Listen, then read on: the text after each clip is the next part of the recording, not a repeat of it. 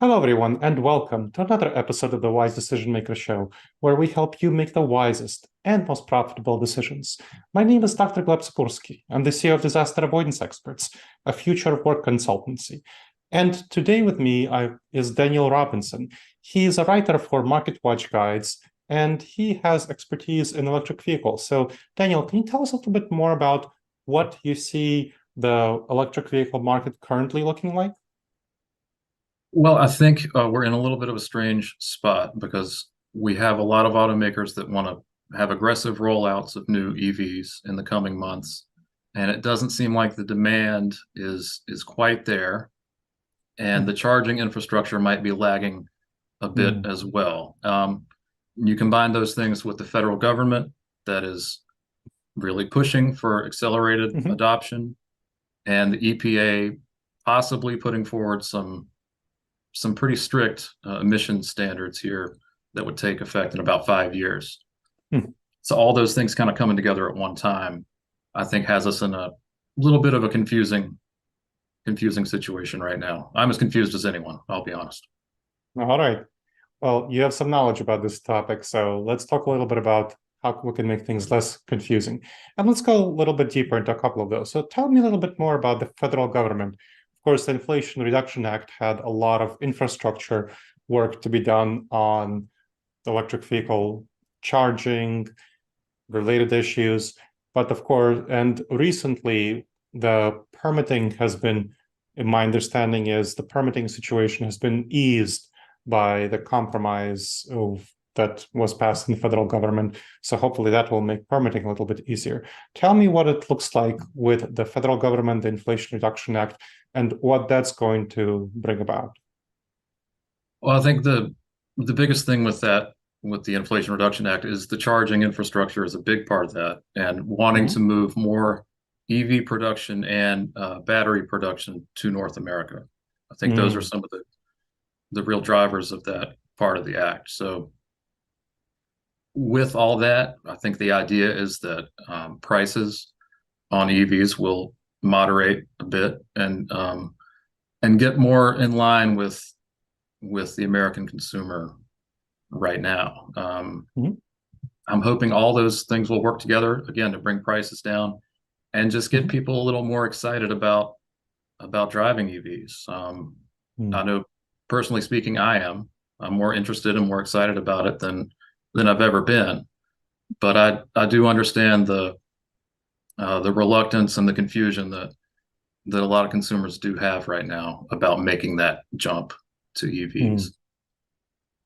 And let's talk a little bit about the obstacles. So you said that there's some challenges, and the infrastructure is one challenge. But what you talked about, the Made in America component, I imagine that's going to be another challenge. What I've seen in the EV market is that China is producing a great deal of innovative EV technology, whether it's batteries, cars, and so on. And that's becoming a pretty dominant global player, considering that Tesla was the starter of the EV market. So, what are you seeing internationally in the EV market? And given the focus on Made in America in the US, how will that impact the US?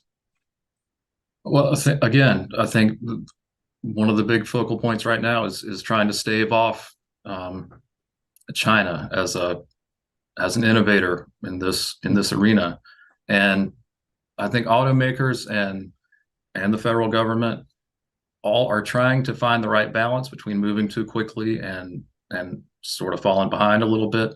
They don't Mm. want China to fill that gap in North America and in Europe. I think Europe especially is facing those issues too. Um, Mm. it's Tesla obviously has a huge head start on a lot of these Mhm. other automakers, and I think they're in a lot of ways Tesla's going to lead the way Mhm. in this whole thing. I think they already have with the pretty significant price cuts early this year. Despite bringing prices way down, they've had an amazing first half of 2023, and I think we've seen Ford and a few other companies follow suit with some price Mhm. cuts. I think that will continue. And I think that in concert with more federal investment in the charging infrastructure will bring people to a better comfort level with EVs in general. And I think the idea behind all that is to stave off, yeah, um, Chinese-made EVs and chargers and everything else that goes into this equation. So Hmm. I think again, that's why we're in kind of a strange spot right now. We're facing the specter of Chinese innovation, Hmm. along with trying to find the sweet spot for um, consumer demand and profits for the automakers. Everybody's working to find that right balance, and it's tough. Hmm. Yeah, sounds challenging. Now, with Tesla, you mentioned that they're ahead of everyone. One thing that they've done, and I was a little surprised by it, you can tell me what you think about it, is letting others join their charging infrastructure, because that seemed to be a little, at least a part of their secret sauce, the rapid infrastructure. What do you think will be the impact of Tesla letting pretty much all the other players join their charging infrastructure? How will that shape the EV market? I think it makes a huge difference, and I think you see really every couple of days now. It seems like another big name agrees to accept the Tesla fast charging standard, Mhm. and it's gonna it's gonna make a big difference in the whole thing. I know there are other players in that market who are would like to have a bigger share, but I think Tesla is such a name and such a brand at this point. Yeah, that can only help, Hmm. and I really do hope. I'm a Volkswagen driver. My wife is a big Volkswagen fan, and they are Mhm. currently negotiating with Tesla to adopt that fast charging standard. So Hmm. I think it's great. I think it will help with adoption um, pretty immensely, and just clear up some of the confusion and some of the reluctance from drivers who are afraid they're not going to have reliable charging options out in the wild, right? Out on a Hmm. long road trip. I know that Hmm. battery range and somewhat limited battery range for the lower price point EVs is kind of a challenge. And so I think the more reliable, relatively fast charging stations you have out there, just in gas stations and hotel parking lots and Hmm. wherever else out there, yeah, that can only help. So I'm really excited about that. So let's talk a little bit more about the consumer obstacles. So I'm glad that we're talking about how people can have more charging infrastructure, but it's definitely a cause of fear for people. So how would you assuage people's fears that they will not have access to charging infrastructure on a long drive? Well, I'm reminded of Volkswagen cut EV production pretty significantly just a few weeks ago in Europe, Hmm. and their leadership cited customer reluctance for the reason. Mm. Um, I feel like automakers need to be more clear about how simple it really can be to charge on the road and how easy it is to charge at home. I Mhm. feel like I know I was not very clear on that until fairly recently. A good friend of mine bought a Tesla Model Y early this year, and it's a simple thing. It's basically a laptop charger, like a longer version of a laptop charging cord, right? And you don't need a special outlet. Um, it is pretty Mhm. slow to charge that way, but charging overnight, you should be able to get pretty close to a full charge. Mhm. But yeah, I just think clarifying people's expectations and just communicating. I don't feel like I've seen a whole lot of that from the big automakers. You see a lot of, you know, TV ads with celebrities driving these things and stuff like Mhm. that, but I just don't think the real nuts and bolts of it has been explained very well to consumers. It should be simple and easy, and I think once you get through all the how-tos and the fine print, it really is pretty easy. But Mhm. I think automakers can do a much better job of communicating that. Mhm. Interesting. I hope they do. But Hope so too, yeah. let's talk a little bit about the nuts and bolts. one of the things I think very few consumers realize is the total lifetime cost of owning an EV versus owning a traditional gas combustion vehicle, internal combustion vehicle. That even if you pay somewhat more upfront, the total cost of EV ownership is going to be lower, large majority of the time over the lifetime of the vehicle. Can you break down those nuts and bolts for us and explain why it is actually lower? Well, the cost of gas would be the one that's going to hit people right away. I've seen it. I've seen home charging priced out a few different ways from a few different types of EVs, but I think even charging overnight, of basically a full charge, maybe cost you $5 to $10 on your electric bill, and filling up your car at the gas station is going to cost a whole lot more than that.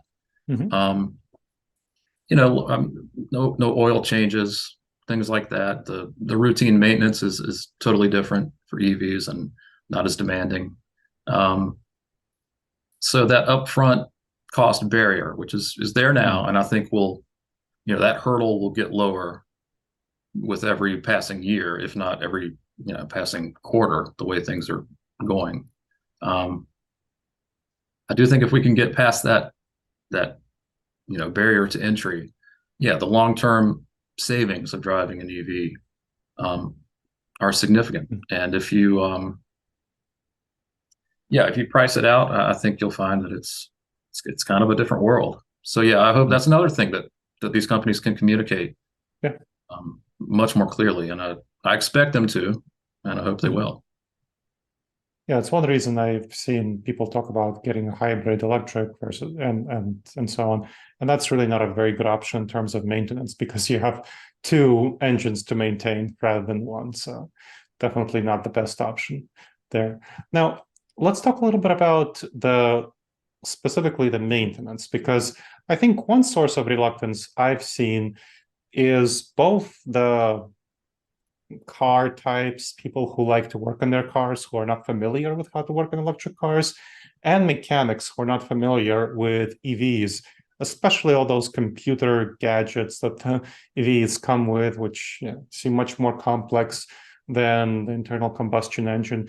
What role do you think that challenge in terms of the computerization, the digitalization of the car, the lack of skills of working on the car by the person, the car owner, and by the mechanics? What role is that playing as an obstacle? I think they're there. I think they're significant. Just from what I've seen, driving an EV is different. And they're little things, but when you've been driving a certain way, for some people, 30, 40, 50 years, it's a challenge. And as far as not having enough properly trained technicians, I think that's going to be a challenge for the entire EV market and for the insurance providers as well. I think we've got a shortage of properly trained mechanics and technicians for conventional vehicles. So for EVs, it's going to be this is just another challenging aspect of the whole situation. But from what I've seen, firsthand and online and everything, there's definitely an adjustment period to driving a lot of these EVs. They do function a little bit differently. Just the mechanics of driving, leaving aside some of the bells and whistles. So it's just another reality that we've got to face up to here in this adoption process. And you mentioned insurance. What is the insurance rate implication for EV adoption?